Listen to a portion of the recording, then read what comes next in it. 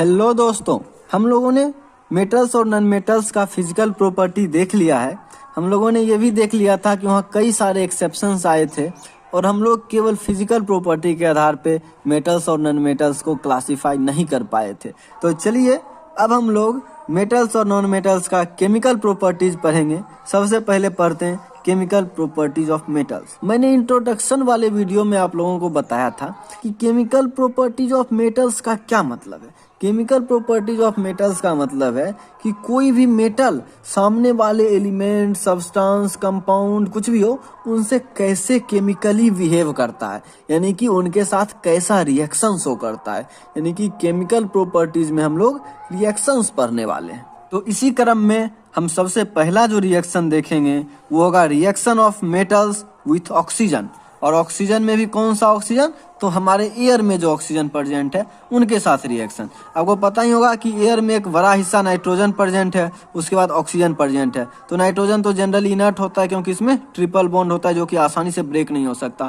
तो इसलिए एयर को भी जब हम लेते हैं तो उसमें पहले ऑक्सीजन के साथ ही रिएक्शन होता है। तो मेटल का जब भी ऑक्सीजन के साथ रिएक्शन होगा वो मेटल ऑक्साइड बनाता है, और ये मेटल ऑक्साइड बेसिक नेचर का होता है। ये बेसिक ऑक्साइड होता है और ये लाइन बड़ा इंपॉर्टेंट है। और चूंकि ये लाइन इतना इंपॉर्टेंट है इसीलिए इस लाइन को 3-3 चैप्टर में पढ़ते हैं। आपको याद होगा कि अभी अभी हम लोगों ने पीरियोडिक टेबल वाले चैप्टर में पढ़ा था कि जितने भी फर्स्ट ग्रुप और सेकेंड ग्रुप वाले मेटल्स थे वो जब ऑक्सीजन के साथ अपना रिएक्शन शो करते थे तो फर्स्ट ग्रुप वाले भी बेसिक नेचर का ऑक्साइड बनाते थे, सेकेंड ग्रुप वाले भी बेसिक नेचर का ऑक्साइड बनाते थे। इसलिए इनको अल्कली मेटल और इनको अल्कलाइन अर्थ मेटल कहा जाता है। और अभी अभी हम लोगों ने इस मेटल नॉन मेटल चैप्टर में पहला रिएक्शन ही ये देख लिया कि मेटल ऑक्सीजन के साथ रिएक्ट करके मेटल ऑक्साइड बनाता है जो कि बेसिक नेचर का होता है। और अब जब हम लोग एसिड बेस चैप्टर पढ़ने जाएंगे उसमें भी ये रिएक्शन पढ़ेंगे कि मेटल ऑक्साइड बेसिक नेचर के होते हैं। तो ये बड़ा महत्वपूर्ण लाइन है, इसको आप लोग याद रखें कि मेटल ऑक्सीजन से रिएक्ट करके मेटल ऑक्साइड बनाता है और मेटल ऑक्साइड जनरली बेसिक होते हैं। तो वही यहाँ लिखा हुआ है कि metal oxides are basic in nature. Some of metal oxides react with water to form alkalis. यहाँ सम क्यों लिखा हुआ है? सम इसलिए लिखा हुआ है क्योंकि सारे मेटल ऑक्साइड जो हैं वो वाटर में डिसॉल्व नहीं होते हैं, और ये अल्कली जो है ये केवल वाटर सॉल्युबल बेस को हम लोग अल्कली कहते हैं। तो इसीलिए यहाँ पे सम लिखा हुआ है क्योंकि सारे मेटल ऑक्साइड तो वाटर में डिसॉल्व होते नहीं है, इसीलिए some of metal oxide react with water to form alkalies. अब चलिए इसका एक साक्षात एग्जाम्पल देख लेते हैं। सोडियम। सोडियम एक मेटल है, ये ऑक्सीजन से रिएक्ट करेगा। कौन ऑक्सीजन लेना? एयर वाला। तो एयर वाला ऑक्सीजन ले लिया, उससे ये रिएक्ट करेगा, बनाएगा सोडियम ऑक्साइड। अच्छा, सोडियम ऑक्साइड क्या है? Metal oxide. मेटल ऑक्साइड कैसा होता है? बेसिक।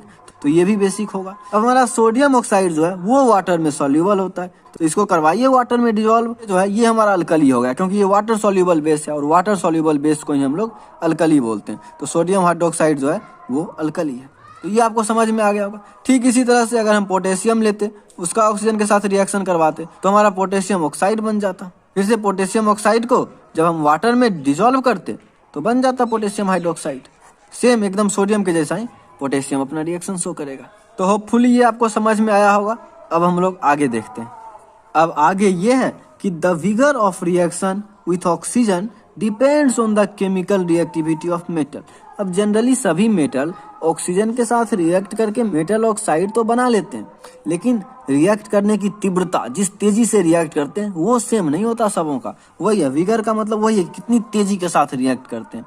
तो ये उनके केमिकल रिएक्टिविटी पे डिपेंड करता है। कुछ मेटल्स जो है वो रूम टेम्परेचर पे ही ऑक्सीजन के साथ कंबाइन हो जाते हैं।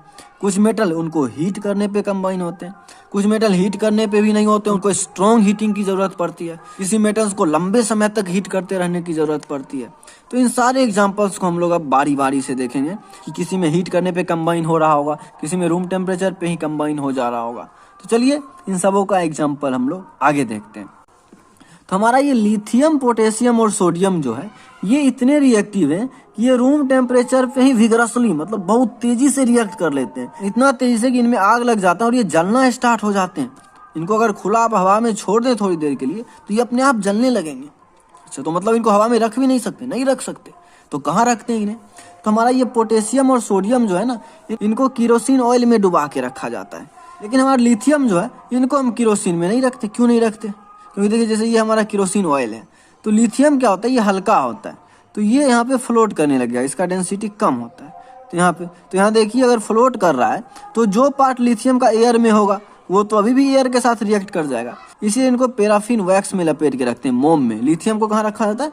पैराफिन वैक्स में, और पोटेशियम और सोडियम को केरोसिन ऑयल में, ताकि कहीं वो एयर के कांटेक्ट में आके रिएक्ट ना कर जाए।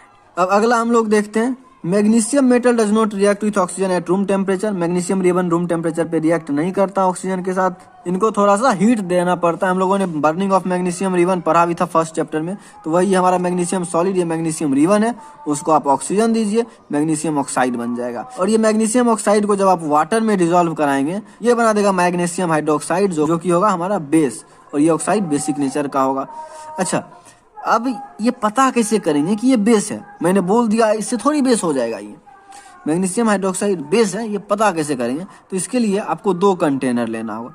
जैसे पहला कंटेनर मैंने ये ले लिया, ये दूसरा कंटेनर हमारा होगा। थोड़ा सा मैग्नीशियम हाइड्रोक्साइड इसमें ले लीजिए, थोड़ा सा इसमें ले लीजिए। दोनों में मैग्नीशियम हाइड्रोक्साइड ही है। इसमें भी MgOH होल 2, इसमें भी MgOH होल 2। अब क्या करना है, एक में ब्लू लिटमस सॉल्यूशन डाल दीजिए, एक में रेड लिटमस सॉल्यूशन डाल दीजिए। तो जिसमें आप ब्लू लिटमस सॉल्यूशन डाल देंगे उसमें कोई चेंज नहीं आएगा, और जिसमें आप रेड लिटमस सॉल्यूशन डालेंगे तो ये रेड लिटमस सॉल्यूशन को ब्लू कर देगा। इसका मतलब ये बेसिक नेचर का था, बेस ही तो रेड लिटमस को ब्लू करता है। तो यहाँ से आपको पता चल जाएगा कि मैग्नीशियम हाइड्रोक्साइड जो है वो बेस है। और उसी तरह से अगर मैग्नीशियम ऑक्साइड जो कि हमारा सॉलिड है, इसको चेक करना हो तो ठीक है, एक में ले लीजिए रेड लिटमस सॉल्यूशन, एक में ले लीजिए ब्लू लिटमस सॉल्यूशन। अब कुछ मैग्नीशियम ऑक्साइड इसमें गिरा दीजिए क्योंकि सॉलिड होता है, और कुछ मैग्नीशियम ऑक्साइड इसमें गिरा दीजिए। तो जो हमारा ब्लू है उसमें कोई चेंज नहीं आएगा, जो रेड है वो टर्न होके ब्लू हो जाएगा। इससे पता चल जाएगा कि MgO जो इसका ऑक्साइड है मैग्नीशियम का, वो भी हमारा बेसिक नेचर का है। अब ये मैग्नीशियम जो है वो हीट देने पे रिएक्ट हुआ था, तो इससे क्या पता चलता है कि हमारा मैग्नीशियम जो है वो लिथियम, सोडियम और पोटेशियम के कंपैरिजन में कम रिएक्टिव है, तभी तो ये हीट करने पे रिएक्ट हो रहा है, और वो तीनों रखे रखे ही रिएक्ट हो जा रहे हैं। अब चलिए हम लोग कुछ और एग्जांपल देखते हैं reaction of metals with oxygen का। अब ये हमारा एल्यूमिनियम मेटल है, इसको भी ऑक्सीजन से रिएक्ट करवाना है तो इसको भी हीट करना पड़ेगा, तभी एल्यूमिनियम ऑक्साइड बनाएगा। इसका रिएक्शन जो होता है ऑक्सीजन के साथ वो मैग्नीशियम के कंपैरिजन में स्लो होता है, तो हम कह सकते हैं कि एल्यूमिनियम जो है वो मैग्नीशियम से कम रिएक्टिव है। तो ठीक है, धीरे धीरे ही सही, लेकिन रिएक्ट तो कर जाएगा। हाँ, कर जाएगा। तो एल्यूमिनियम मेटल ऑक्सीजन से रिएक्ट कर लिया और एल्यूमिनियम ऑक्साइड बना लिया। अब कमाल की बात यह है कि एल्यूमिनियम ऑक्साइड बेसिक नहीं होता है, वो एम्फोटेरिक नेचर का होता है तो ये मेटल ऑक्साइड, लेकिन ये एम्फोटेरिक नेचर का होता है। अब ये एम्फोटेरिक ऑक्साइड क्या होता है? एसिडिक ऑक्साइड, बेसिक ऑक्साइड तो पढ़ा था, ये एम्फोटेरिक नेचर कौन सा नेचर आ गया ऑक्साइड का? तो ऐसे ऑक्साइड जो एसिडिक और बेसिक दोनों नेचर रखते हो। अच्छा, ये कैसे हो सकता है कि आग भी हो पानी भी हो? हाँ, होता है। कुछ ऑक्साइड्स होते हैं वो एसिडिक नेचर भी रखते हैं और बेसिक नेचर भी रखते हैं, लेकिन समय आने पे शो करते हैं। उनको पता है कब हमको एसिडिक नेचर शो करना है और कब हमको बेसिक नेचर शो करना है। अच्छा, उनको तो पता है कि कब एसिडिक नेचर शो करना है, कब बेसिक, लेकिन हमको कैसे पता चलेगा कि कब वो एसिडिक नेचर शो करेंगे और कब बेसिक नेचर शो करेंगे? तो बहुत आसानी से पता चल जाता है। जब उनके सामने कोई एसिड हो तो वो समझ जाते हैं कि हाँ, बेस बनकर रहने में ही भलाई है, तो वहाँ पे वो बेस की तरह एक्ट करते हैं। लेकिन जब उनके सामने कोई बेस हो तो वहाँ वो एसिडिक नेचर शो करते हैं। इसके 2 एग्जाम्पल हैं, एल्यूमिनियम मेटल और जिंक मेटल जो है हमारा, ये अपना एम्फोटेरिक ऑक्साइड बनाता है। तो अब हम लोग इनका एसिडिक और बेसिक दोनों बिहेवियर देख लेते हैं। तो देखिए यहाँ पे एसिड था, ये बेस की तरह काम करके साल्ट और वाटर बना रहा है। एल्यूमिनियम क्लोराइड साल्ट है और H2O वाटर है। और यहाँ पे बेस था तो ये एसिड की तरह एक्ट करके साल्ट और वाटर बना रहा है। और ये न्यूट्रलाइजेशन रिएक्शन में ही होता है, जब एसिड और बेस रिएक्ट करते हैं तभी साल्ट और वाटर बनता है। तो यहाँ से समझ में आ गया, ये बेस है तो इसको एसिड होना पड़ेगा, ये एसिड है तो इसको बेस की तरह एक्ट करना पड़ेगा। तो वही है, एम्फोटेरिक ऑक्साइड्स जो होते हैं reacts with both acid as well as base to form salt and water. जब सामने एसिड होगा तो ये बेस की तरह काम करेंगे, जब सामने बेस होगा तो ये एसिड की तरह काम करेंगे, और ये एम्फोटेरिक नेचर के कहलाएंगे। यहाँ पे हम लोगों ने देखा कि एम्फोटेरिक ऑक्साइड का 2 एग्जांपल है, जिंक ऑक्साइड और एल्यूमिनियम ऑक्साइड। एल्यूमिनियम ऑक्साइड हमने देख लिया है, अब हम लोग जिंक ऑक्साइड देखते हैं। तो हमारा जिंक मेटल जो है वो केवल स्ट्रॉन्ग हीटिंग पे ऑक्सीजन के साथ रिएक्ट करके जिंक ऑक्साइड बनाता है। ये एल्यूमिनियम जो था वो केवल हीटिंग करने से रिएक्ट करके एल्यूमिनियम ऑक्साइड बना लेता था, लेकिन यहाँ स्ट्रॉन्ग हीटिंग का जरूरत है। मतलब ये क्लियर हो गया कि जिंक जो होगा वो एल्यूमिनियम से लेस रिएक्टिव होगा। तो चलिए लेस रिएक्टिव ही सही, स्ट्रॉन्ग हीटिंग करने पे ही सही, लेकिन रिएक्ट तो कर जाएगा, हाँ कर जाएगा। जिंक जो है ऑक्सीजन से रिएक्ट करके बना लिया जिंक ऑक्साइड। अब जिंक ऑक्साइड भी एम्फोटेरिक नेचर का होता है, मतलब एसिड के सामने बेस बना हुआ रहेगा और बेस के सामने एसिड की तरह एक्ट करेगा। तो ठीक है, एसिड के सामने बेस की तरह एक्ट कर लिया और बना लिया साल्ट और वाटर, और उसी तरह से बेस के सामने एसिड की तरह एक्ट कर लिया और फिर बना लिया साल्ट और water.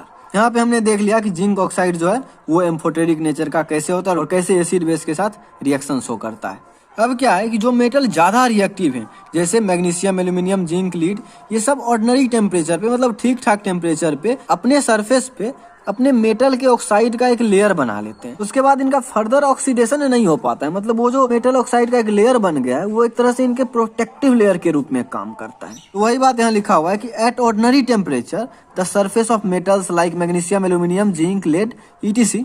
are covered with a thin layer of their respective oxides. This layer acts as protective layer and prevent further oxidation. तो यहाँ तक आपको समझ में आ गया होगा। अब चलिए हम लोग आगे देखते हैं। अब हमारे पास अगला एग्जाम्पल है आयरन मेटल का। आयरन मेटल को भी स्ट्रॉन्ग हीटिंग करना पड़ता है, फिर भी ये जिंक से धीरे ही रिएक्ट करता है, यानी कि हमारा आयरन जो होगा वो जिंक से भी लेस रिएक्टिव होगा। और आयरन जब रिएक्ट करेगा तो आयरन 2,3 ऑक्साइड बनाएगा। आयरन 2,3 ऑक्साइड का मतलब समझिए, यहाँ पे आयरन है, ये ऑक्सीजन के साथ रिएक्ट किया, बना लिया ऑक्साइड। लेकिन ये जो Fe3O4 है, इसमें FeO और Fe2O3 का कॉम्बिनेशन है। तो यहाँ पे देखिए आयरन पे जो है वो +2 का चार्ज होगा, क्योंकि ऑक्सीजन पे -2 का चार्ज होता है, लेकिन इस आयरन पे +3 का चार्ज होगा, इसीलिए यहाँ पे आयरन 2,3 ऑक्साइड लिखा हुआ है। तो ये आपको समझ में आ गया होगा कि आयरन जो है ये ऑक्सीजन के साथ रिएक्ट करता है, अपना आयरन 2,3 ऑक्साइड बनाता है।